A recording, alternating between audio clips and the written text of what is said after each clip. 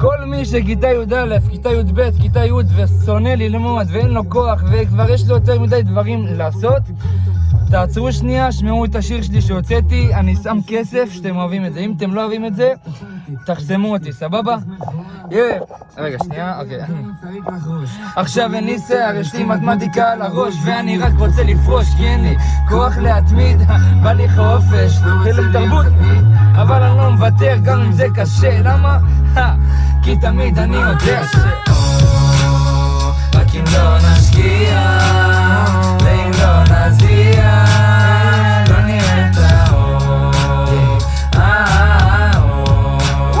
ואם לא נצליח אז אני מבטיח שזה לא הסוף.